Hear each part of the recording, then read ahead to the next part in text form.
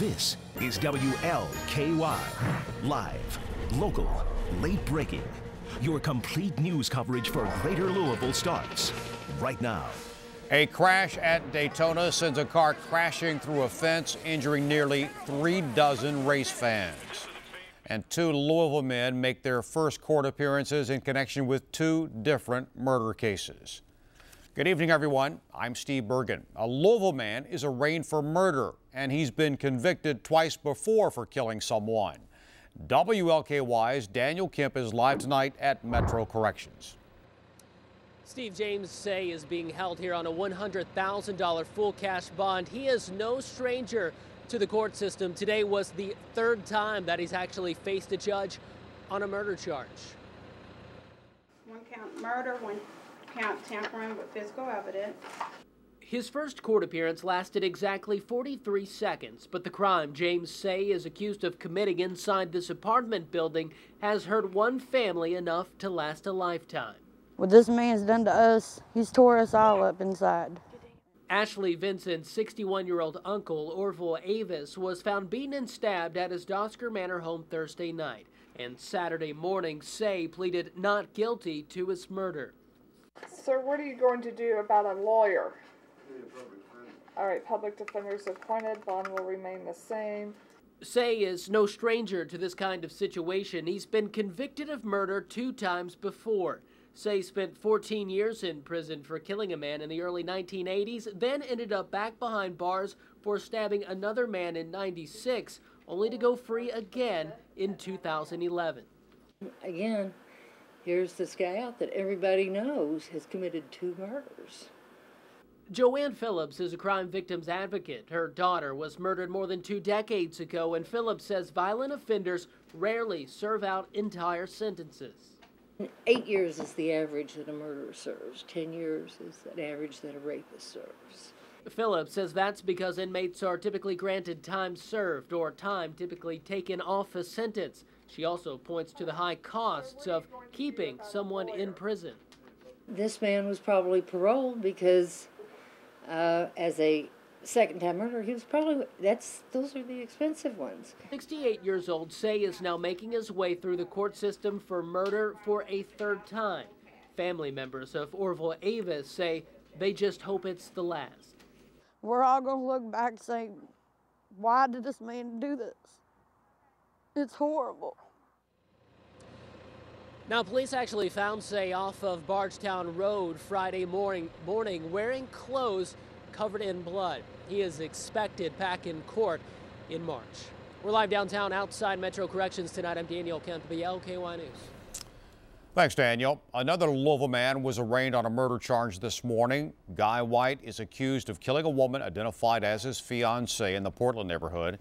Along with murder, the 52-year-old is charged with possession of a firearm by a convicted felon and tampering with physical evidence. The shooting death occurred on Thursday in the 2600 block of Duncan. The coroner's office still has not released the victim's name. White is being held this evening on a $100,000 bond. The Army has now released the names of the husband and wife found shot on post at Fort Knox. Specialist Christopher Meeks was dead when police arrived. His wife Krista was being treated at the scene when she died. Authorities say it appears to be the result of a domestic dispute. The couple's 2 children were in the residence at the time. Kentucky State Police provided us with this video showing a man robbing the First Farmers Bank and Trust in Owen County. This morning, the subject walked in and ordered tellers to give him money, but did not brandish a weapon. He then fled the bank in an unknown direction. The white male is described as 5'8", weighing 140 pounds. Anyone with information is asked to contact State Police at 502-532-6363. In the 16-year-old cold case of Joyce Skis, tonight one of her sons speaks publicly about his loss. Ann Bowden has the latest on the investigation. I never did have a mother. I knew I had a mother. I remember having her, and obviously she was there for the first 5 years of my life. And, you know, she took care of us. She raised us up until that point, and then we lost her. So it was very tragic. Ryan Skis has never talked publicly about the day that murder took his mother. He was only 5, but he remembers her. she was every bit of wonderful, so. Now at 21, Ryan no longer wants to stay silent about December 3rd, 1996. Joyce Skis had just left the Citizens Bank in Shively. She was leaving the bank that day to go to a class. She left early to go to a class. At 4 o'clock in the afternoon, during the busiest bank hours, police say this man approached 34-year-old Joyce Skis as she began to leave in the family's minivan. Coming alongside the vehicle, he shot her at close range, then fled. It's only an age progression sketch of the suspect, but several drivers were in the drive-thru and caught a glimpse. 2 witnesses even gave chase, but he got away, and so has justice for almost 17 years now. Every single day I think about it, even today. You know, what things would have been like, how things could have been, especially for my father. You know, that was his wife, that was the mother of his children. Hours after the crime, Skis' husband had to break the news to their 2 boys, at the time ages 5 and 8. My grandparents were aware, but we were not, so we had no idea until he got home and he told us, and he took us in the basement, and just us 3, and he kind of, you know, he let us know. Even at age 5, Ryan says he remembers the hurt and confusion. Very great detail. I remember the funeral. I remember how I felt. She was never involved in any wrong. It wasn't anything she brought on herself. It wasn't something that could have been prevented or taken care of. It was just something random that happened. I was always really confused when I was young. I never understood why it happened to her, why it had to be my mother. As he's gotten older, Ryan still deals with the question of why. His confusion sometimes turns to anger, especially as his life changes and he can't share it with Mom. She was a wonderful mother, wife, and today she would be a wonderful grandmother. She deserved none of this, and you know, there was no reason it needed to be hers. So Ryan now has to answer questions asked by his brother's children that he asked when he was their age, concerning Joyce's death and her grave. Why? Why is she down there? Why isn't she with us? Where is she? What happened to her? Even at that age, he asked those questions. When you get around her boys and, you know, her grandchild, etc., it just makes you think of Joyce and how great a person she was and how she would be. I smile. Happy birthday, Daniel. Thanks for inviting me. Oh, and the kids too. Joyce's family has stayed very close with her boys and her husband's family. They raised Joyce's boys. Both now have their own businesses and are flourishing despite growing up without her. I think she'd be real proud of both of us, and another, you know, my father also. February 23rd is Joyce Skis' birthday. Her family celebrates it every year. Shively police know that someone in this community has key information that could bring resolution and healing to her 2 sons, her former husband, and her large family. All it takes is one call. You can call Shively Police at 502-448-6181. Ann Bowden, WLKY News. A gruesome discovery in far eastern Kentucky. For months, crews have been searching for Larry and Sandra Blanton of Johnson County. Authorities have found 2 bodies buried underneath a barn on property belonging to the missing couple.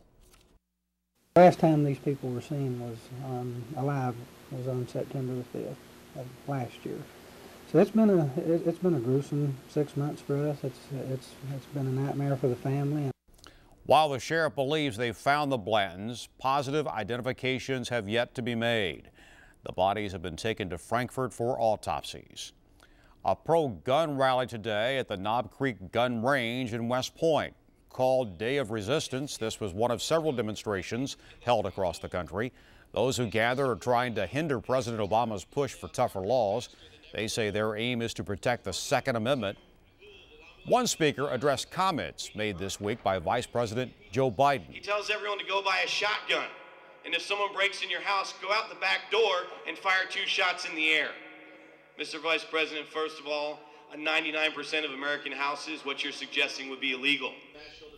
Protesters say the government needs to enforce laws already on the books. A horrific crash just before the end of the nationwide race at Daytona. Nearly 3 dozen fans were hurt. And a terrible crash coming to the finish. The crash began as the field closed in on the finish line. Rookie Kyle Larson's car sailed into the fence that separates the track from the seats, but large chunks of the wreckage landed in the grandstands. The entire front end of the car was sheared off with the engine ripped from the vehicle. Larson was not injured. Several fans were treated at the racetrack, but at least 19 were taken to local hospitals. Keith Farmer will have a reaction later on Sports Saturday. The Cards and Pirates tangled at the Yum Center. Sports Director Fred Calgill says at this point in the season, all games are must-wins. Hello again, everybody, and welcome to the KFC Yum Center. With March just around the corner, you always want your basketball team peaking at the right time. This would be the time, this would be the place, and you can make the case that U of L basketball is doing just that. Winners of 6 of its last 7 games after beating Seton Hall here on Saturday afternoon. Pick it up in the first half of a close game. Midway through the first half, U of L by 5. When Russ Smith began, the Cards pulling away with a 3. 29-21 Cards. Russ Smith 19 points on the game. Cards led 40-26 at the break. Second frame, more of the same. Gorgui Zhang suddenly developing a mid-range jump shot on a consistent basis, took over in the second half. He makes it 77-59 with 1 minute left in the game. A career best 23 points for Gorgui plus 8 boards. U of L wins it 79-61 for records of 22-5 and 10-4. Reaction from the principals. I think they just left me wide open. That's what I think. I think I was wide open. They probably challenged like three shots. Yeah. Other than that, I was just by myself. Just looking around more and just seeing how the defense is playing me.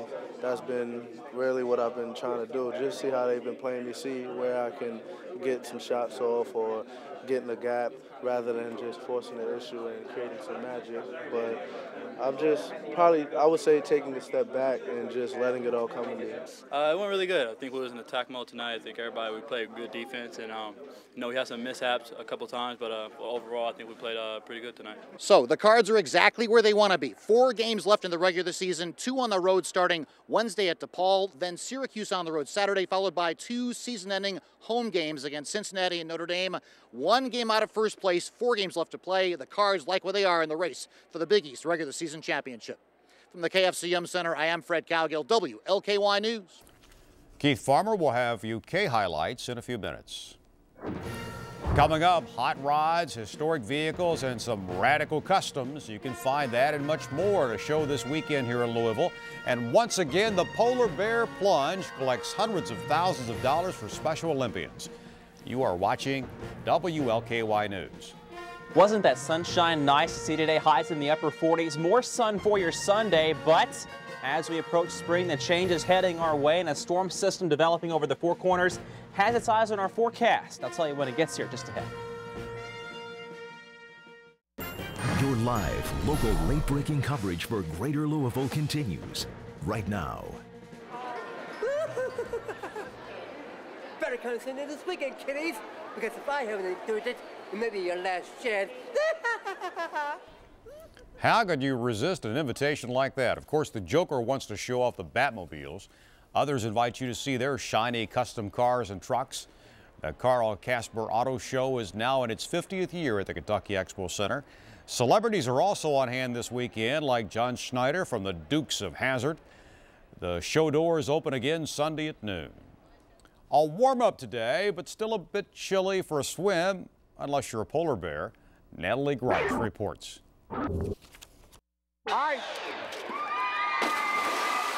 This is Sean DeLong's first February dip in the Ohio River, but his second big plunge of the day. I've always been a big supporter of Special Olympics. Throughout the years, for the last 10 years, been in the military. I've always supported the Make-A-Wish Foundation, so it's kind of something that's personal to me. I like to help give back to kids. More than 1,000 jumpers like DeLong came in waves,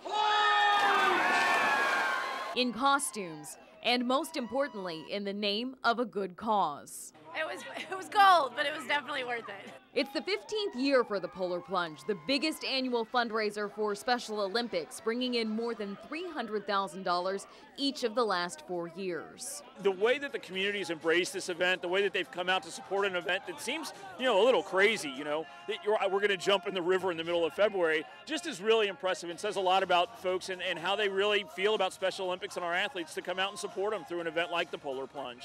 And the splash for Special Olympics keeps growing. In a first for the event, before jumping into the 39-degree Ohio River, Sean DeLong took the biggest plunge of all, proposing to his girlfriend, April Picago. I just wanted to surprise her, come up with a good way to propose to her, so I thought, what a better way to do it today. And did it work? Yes, very much so. No cold feet here, just warm hearts, even in the most wintry waters. Natalie Grice, WLKY News. Now, your WLKY weather with meteorologist Jared Heil. All right, around here for today, we did see quite a bit in the way of cloud cover south of Louisville, but on our time lapse as we go forward through the day, you notice those clouds stayed just south of the metro. So around here, lots of sunshine, temperatures warming into the middle and upper 40s with all of that late February sun, which is getting warmer and warmer. Even though that breeze out of the west did make it feel a bit cooler from time to time, overall, really not a bad day, that's for sure. The live picture from downtown, back from the station here on Melwood Avenue, our live tower cam, you see nothing going on, no precipitation falling. It's a quiet night, a few clouds passing by, otherwise not too bad, especially for the time of year. Doppler network for you right now. Clean sweep across the viewing area. Those clouds not producing any precipitation across the two-state region. That's not going to change tonight or tomorrow. The next rain chance not getting here until our Monday night. Numbers for you out there right now, middle 30s. It feels like around 30 or so. So take about 5 degrees off the temperature. That's what the wind chill is because of that breeze out of the west at around 6 miles an hour at this time. Pick out your hometown. Across the viewing area, warmest numbers, relatively speaking, toward the south and east of I-65. Otherwise, across the board, we're in the lower to middle 30s at this hour, flirting right around freezing in most areas at this 11 o'clock time period. Across the Ohio Valley, though, for today, the clouds were off toward the south of us and also toward the north across northern Indiana. Those are the low clouds that kept temperatures in the 20s across the northern part of the Hoosier State. But just some weak jet stream energy passing by with those high clouds in Indiana and right along the Ohio River this evening in Kentucky. But toward the west, clear skies building in. Once again, high pressure is in firm control of our weather from Illinois back through Missouri, and that's going to build right on top of us for your Sunday. So a really nice Sunday is on the way. Make plans to be outside if you can. Breezes light out of the north and northeast and highs in the lower 50s. By your Sunday afternoon, tons of sunshine. We're about average with those temperatures for the time of year. By your Monday, back to work, it's going to be just a touch warmer. Highs around 56 degrees, an east breeze southeast in the afternoon. 10 to 15, kind of brisk off and on, but the rain showers will stay toward the south and west. And by the way, areas like Kansas City and Wichita and Des Moines, they got slammed with all the snow the last several days. This storm system is going to hit them again with up to 10 to 20 inches of snow just west of our region toward Kansas City and, like I said, parts of Missouri by Monday night. Around here, that storm system goes west of us, so enough warm air moves in for all rain across this part of the world, and we'll see a lot of it. It's going to be probably a ½ inch to 1.5 inches by the time all is said and done. Some thunder is also possible. It's going to be breezy, but nothing severe with its storm system. But this system is not going to get out here anytime soon. Actually, it's going to get blocked by high pressure over Greenland, meaning it's not going to have anywhere to go but to sit right on top of the eastern lakes. What's that mean for us? A persistent north wind, lots of clouds, cold temperatures, and a chance of a few snow showers from Tuesday afternoon right through the rest of the 7-day forecast. So you know what?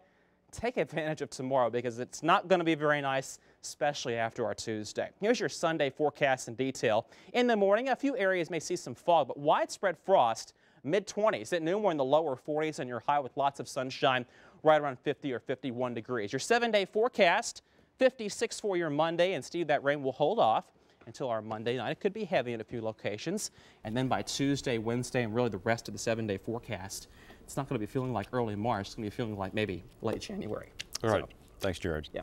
Coming up, Louisville pulls off a sweep of Seton Hall, and Kentucky plays host to Missouri. Keith Farmer is next. Live with Keith Farmer, this is WLKY Sports. Kentucky basketball is currently one of the first 4 out of the NCAA tournament, according to ESPN's Joe Lunardi, but they could easily climb back into the talks with a win tonight against Missouri at home. End of regulation, and take a look at Julius Mays from half court when he probably didn't need it. He had a couple more seconds, still almost hit it. It goes to overtime. In the OT, Mays with the rebound and the putback. Right now, Kentucky up 83-81 with 43 seconds left. U of L taking on Seton Hall. Russ Smith, the three-pointer, 3 of his 19. And Gorgie Zhang with a big dunk. He had a career high, that is, 23 points. U of L wins 79-61. Final lap of the Nationwide Series race today down at Daytona, and you'll see a couple of cars going into the wall. One just gets demolished, and debris, engine, tire go towards the stands, some going into the stands. 33 injured in that. We'll update you on that race that Tony Stewart won. A 135-to-1 shot. I've struck a nerve, won at the Risen Star Stakes, and then down at Gulfstream, it was Orb that would win ahead of Violence. We'll update you on a couple of races down for Kentucky Derby preps. All that coming up on Sports Saturday, as well as a closer look at Gorgie Zhang after a big day that he had for the Cardinals in their win. Also, it was Bracket Buster Saturday. That included Murray and Eastern Kentucky. And we'll also give you the 6th and 7th region basketball draws. That starts on Monday, Steve. All right. Thanks, Keith. All right. On is Abe as you've never seen him before. That's straight ahead here on WLKY News. But first, your winning Powerball numbers.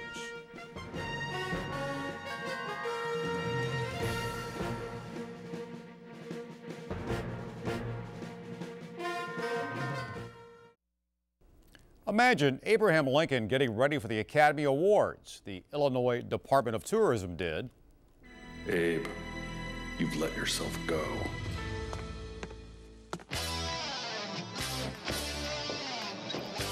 To El Presidente. Hope I don't pull a glute.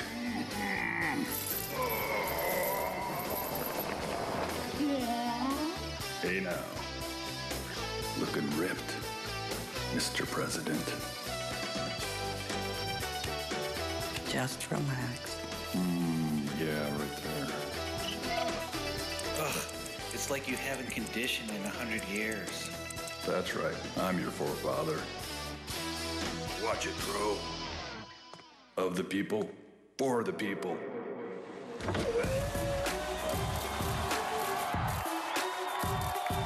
Hey, all right. Yep, I'm still alive. I better be sitting next to Jack.